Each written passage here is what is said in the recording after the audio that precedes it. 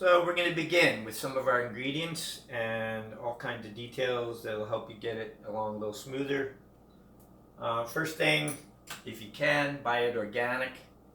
I know that folks say that organic is more expensive, but a doctor is even more expensive. So when possible, use organic ingredients. And there's a couple good reasons for that. You're actually supporting, in most cases, a smaller farmer, and money's going right into that family farm that may have been around for 3 or 4 generations. And you're not giving it to the big conglomerates who really don't care what you eat. They're just looking at their bottom line and some profit.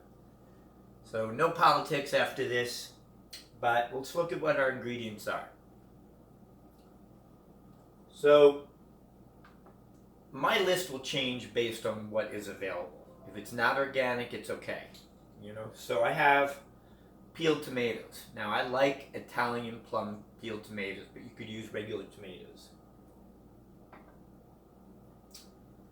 For some flavor, I have fire roasted tomatoes, which I like to add. Gives a nice little perk. And some tomato paste, which we already opened. And this one is organic, yay, as are the fire roasted. I wasn't able to get fresh garlic. My preference is fresh garlic. I like chopping it. I like seeing how it looks. But we're going to use some pre-chopped garlic. You can find that organic. I wasn't able to. If I'm making a really big batch, I will generally use 1 or 2 white onions. Actually, I prefer the Vidalia, so they're really yellowish. We're going to use some chopped onion today. And for the other main ingredients, I've got some black beans, some pink beans today, some kidney beans, and we're going to double up on the black beans and the kidney. Now, you can use any mix of beans you like. You can use some garbanzos, cannellini, Roman. The kidneys come in dark and light. You choose what you'd like.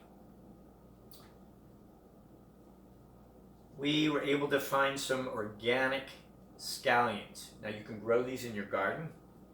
I will be using the whites for the recipe and the green part later to top the chili. Celery, if you can find it organic, great. Organic is preferred for any vegetable that is grown in the ground. So if the base of the plant that you're eating, and that would include onions, etc., are inside in the earth, you want to make sure they're organic. You don't want any residue of pesticides. I'm going to use a carrot today. I don't always use carrots, but that's one of the ingredients we were able to get. Nice sized carrot, so I'm going to chop it up small. And then for the spices. So your basic salt and pepper.